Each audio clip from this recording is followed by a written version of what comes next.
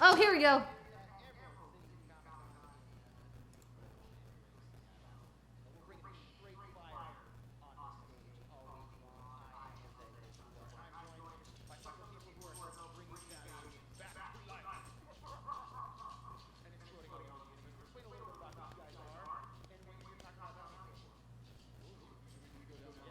Do you need it to be a little louder? I don't. Okay.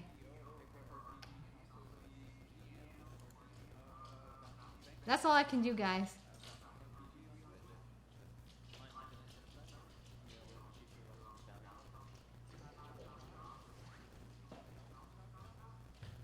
Guys, there's no audio on our stream. There's no audio. I can hear it.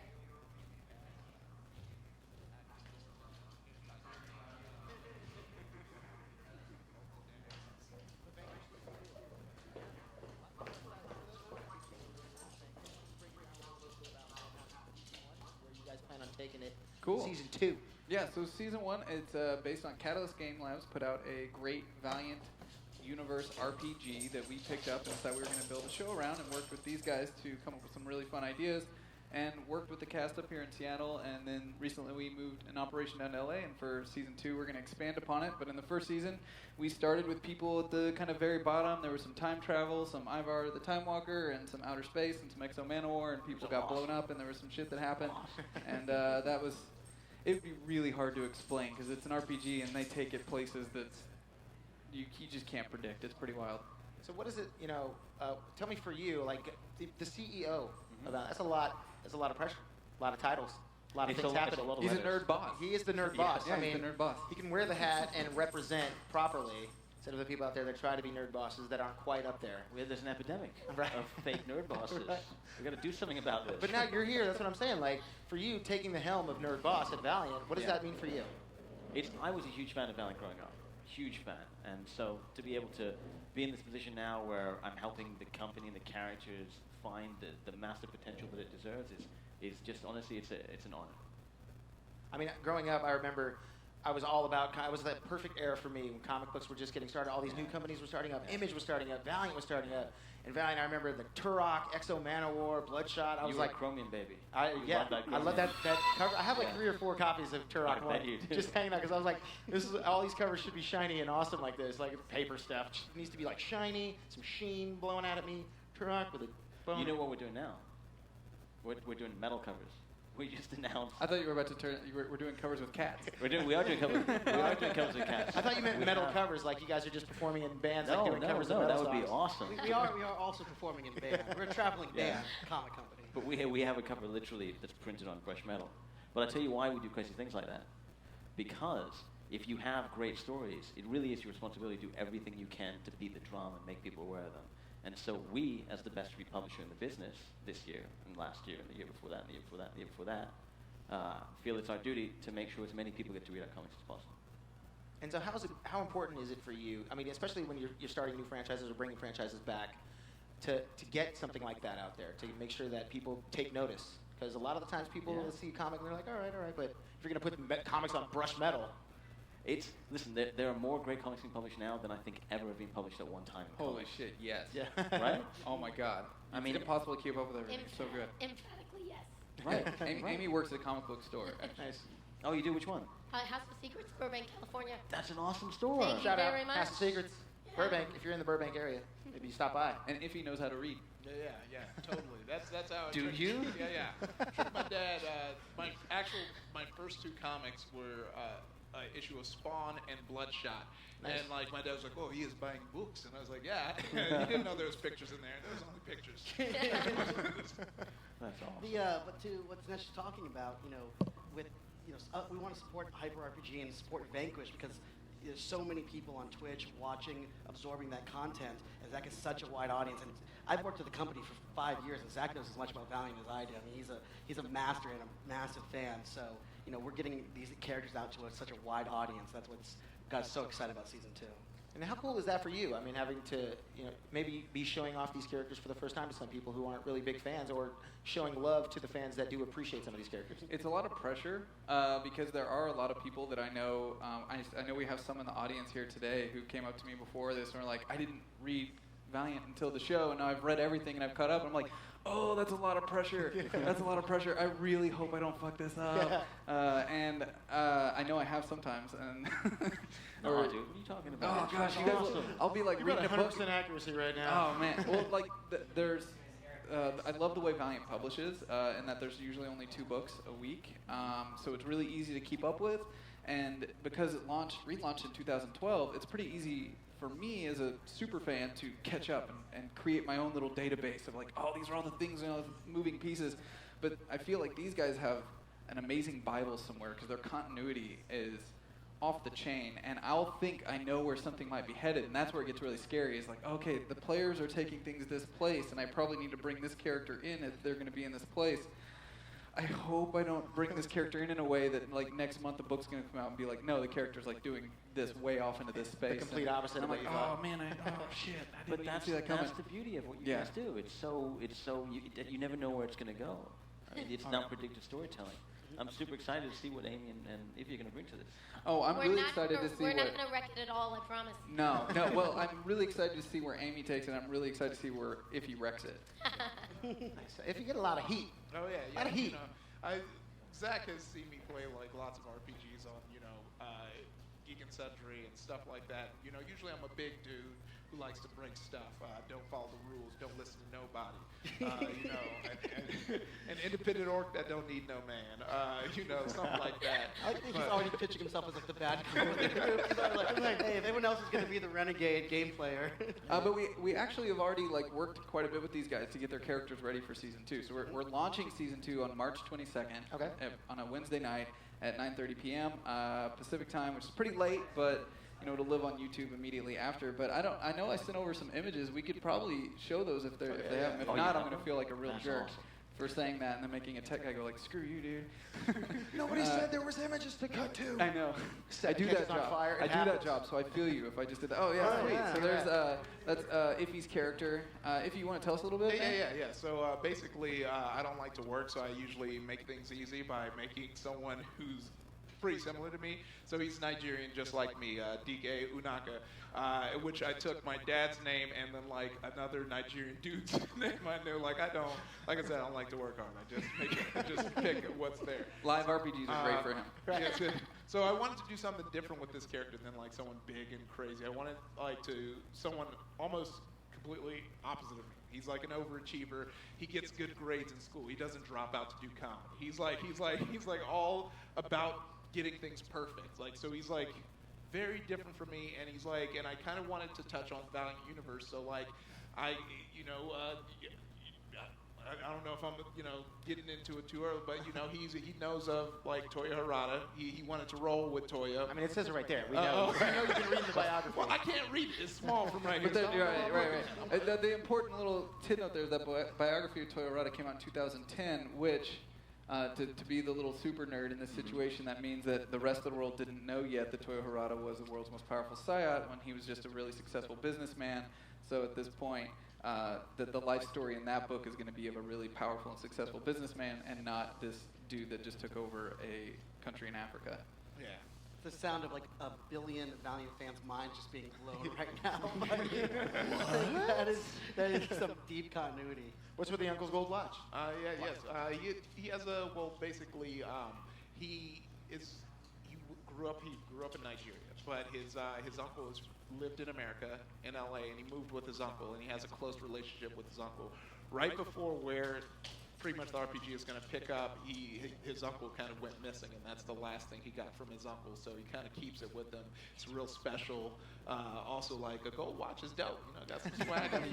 It really ties a bow tie together. I mean, I'm just saying, is the outfit really that pristine white, or is this pre-color outfit? Because I'm worried about getting dirt on it. Stylistic choice there.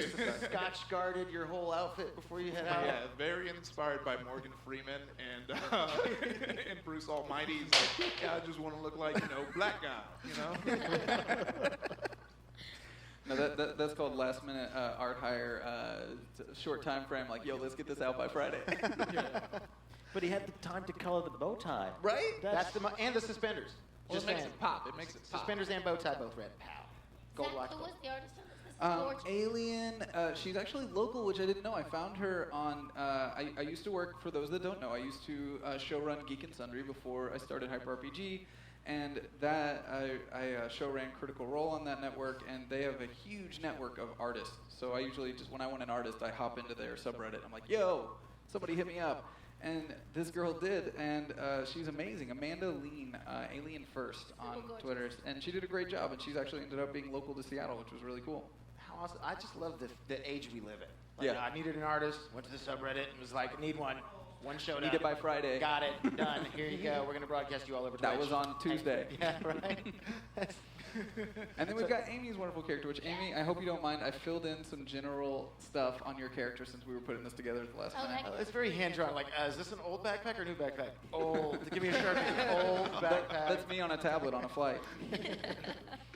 Oh my gosh, hold on, I'm reading my, I love this. This is dead on. Again, another pristine white outfit. Wow. Just keeping it clean. I think my instructions were, I was like, she's wearing a tank top and ripped jeans and a scarf, which she hopes looks cool.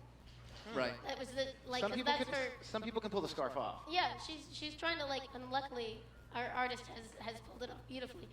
But It's interesting So, they were yeah. picking her up after the goth phase. Right. No. You've already given her a tiny little arc.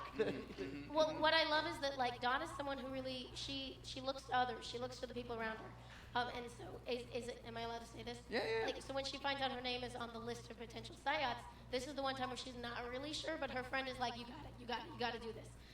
So she's gonna look forward to making new friends, but she's pretty trusting of the people around her, and she's hoping, like, maybe she's gonna find, like, the thing where she belongs, and I'm sure nothing terrible will happen. So to give somebody some people insight onto all that when she says the list of psyops. Oh, so yeah, sorry. There was no, it's great because it leads right into where we're starting this season. The first season we went huge. We went from, like, really low, people who didn't have powers at all have powers, and then next thing you know they're in space fighting shit with the cast of Unity. So in this show we're going to keep it a little more grounded, and this is going to be more about psyops. And so there were these papers that released when Toyo Harada was kind of exposed publicly. Axe They put WikiLeaked those him. out. But, Wait, yeah. he publicly exposed himself? Well, I was kidding. I was kidding. so now a lot of people know that there's these people on this list that could have psyop powers, they could be activated. A lot of people died through activation, though, so it's this really risky thing. And I think one of the fun things that we're hoping to explore in the RPG is what would it be like to have your name on that list and have the public knowing, if they know your name, and it gets out into the world, like, oh, you are that person. Do you change your name? Do you own it? Do you live with it? Do you move away from it? You know, how do you cope with that? And when the show starts, none of them have their powers. They haven't been activated.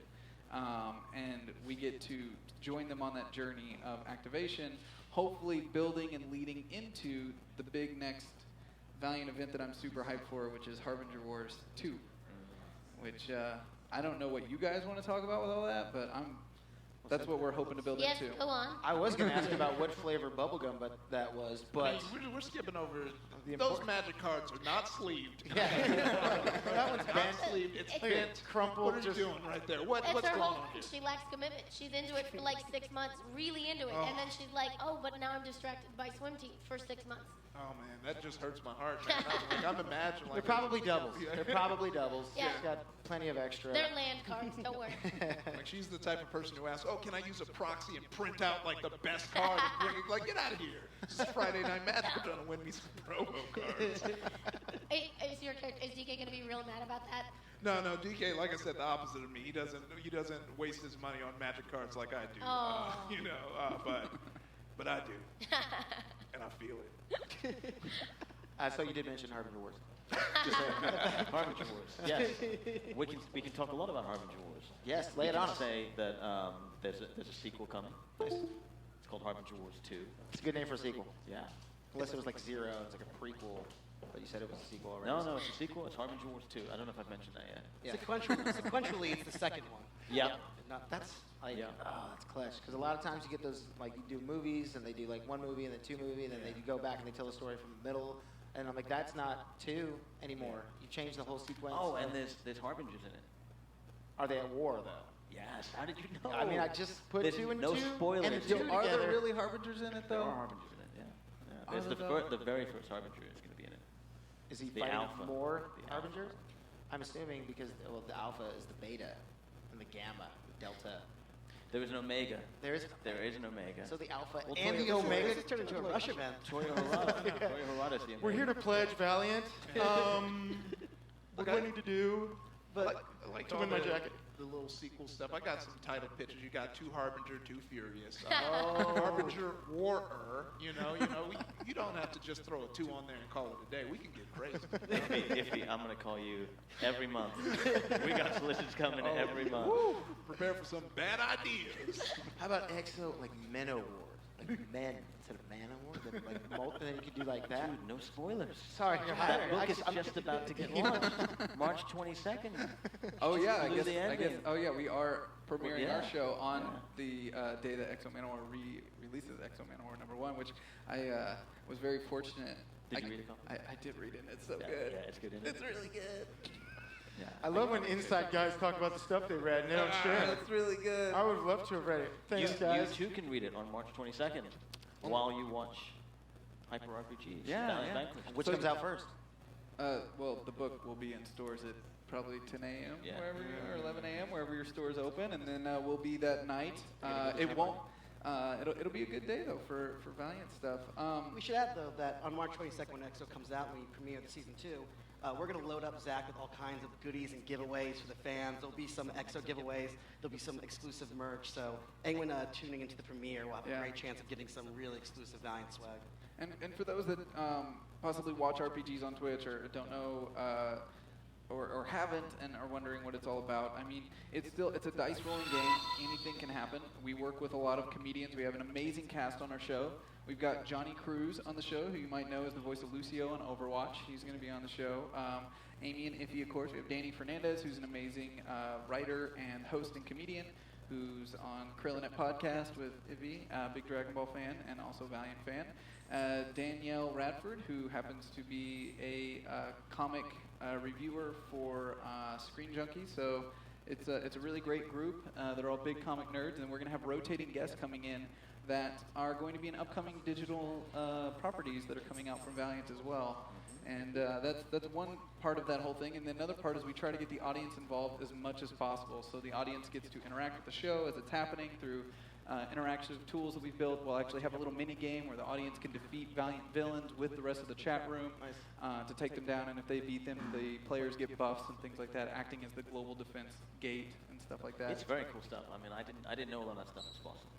I'm really excited to see how it comes together. Yeah, it's super interactive, and they were having some fun about Harbinger Wars 2, but one of the coolest things about this season, as opposed to last season was so wide, but they're actually going to follow the road to Harbinger Wars 2, and the comics will affect the gameplay, and they will all arrive and accumulate in Harbinger Wars 2, and we'll see how much of the stuff in the comics is in the game, and how much of the stuff in the game goes into the comics. And if we have to kill all the people on the show and get a new cast because Harbinger Wars 2 wipes everybody out. I mean, if you guys write it and you wipe everybody out, I guess we got to wipe the show clean too. Yeah, don't worry. I've been Face trained is in for my stuff hands. like that my whole life on Go Gaia. I know how to go OP in a second. I'll just change.